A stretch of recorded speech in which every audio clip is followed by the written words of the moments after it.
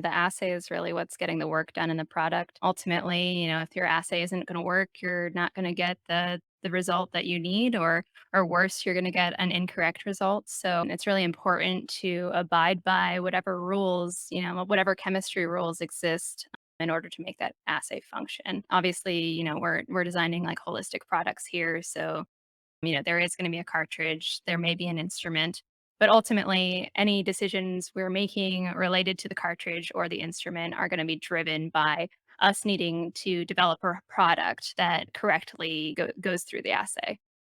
So certainly everyone can believe that you want to prioritize this assay, right? But when you get down into it, putting it on plastic, looking at it in an automated fashion, you could argue that by prioritizing the assay, you do save time and ultimately money. Why is that? Yeah.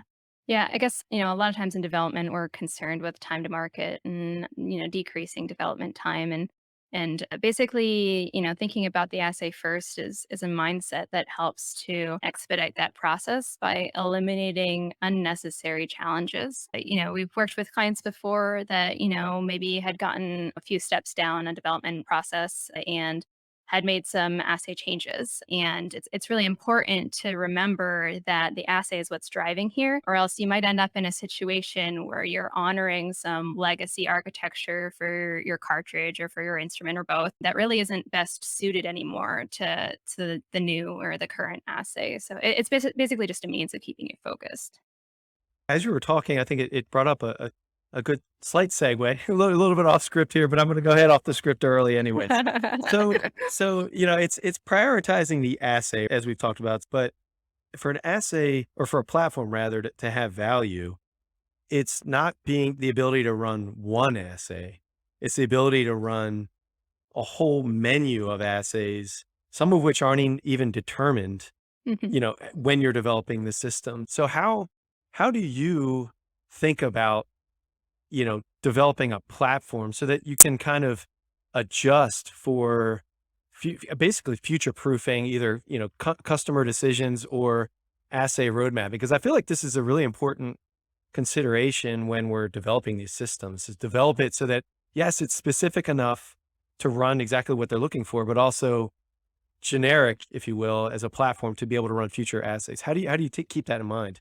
Yeah, yeah, no, that's a really good point. And platform flexibility is something that comes up all the time. Yeah, so I guess to a certain extent, you do have to have a sense, of what the range of assays that you're going to try to achieve with this instrument is. And you have to have some sense of, what is likely to change from one assay to the next for this platform, within that menu of different assays that might end up on this instrument. It's really important to align on what's expected to change and what's not expected to change early in the project, and as much as it's possible to fold that into requirements, and so that you can make sure that you're able to accommodate differences as assays change from menu item to menu item in terms of what different diagnostic tests you might be looking to achieve. I guess some examples of that are perhaps it's that that some of these assays might require a larger number of lyophilized reagents or a larger volume of liquid reagents, and that's something that you need to make sure that you are not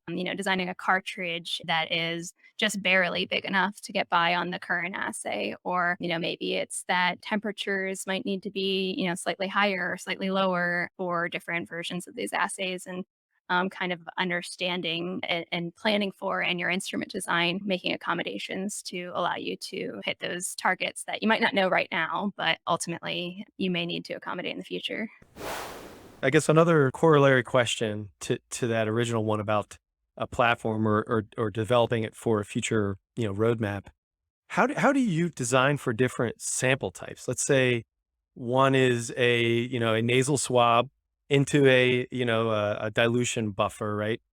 But you also need to design something for blood in the future. Like, have you done that? And how do you sort of handle two different sample input types, designing Yeah. it as a platform? Yeah, and I think that there's definitely parts of that we've done here, and parts of it that are more owned typically by our clients. I guess like if we're talking about swabs, they're going to need to figure out the chemistry that's needed to elute off of that. But, we also know that there's likely to be, need for some sort of agitation and stirring. So that's, the part of it that we would be more involved with, like less on the chemistry side, more on the, mechanical implementation. But I guess in a lot of those cases, you can, reuse parts of the instrument that can be utilized in either of those cases. For instance, with blood sample prep, a lot of times we might do mechanical lysis, and that is something that, that requires a motor, and maybe that's the same motor that you can use for, a stirring function that might be necessary for eluting off of a swab. I think that the important part in development is just to make sure that you are planning for any of those different inputs. So you should hopefully at least be able to define, what your intended sample types are from the start. And, of course, like things always change, but we're just talking about on trying to do as much upfront to minimize the schedule hit if those decisions do get made down the road.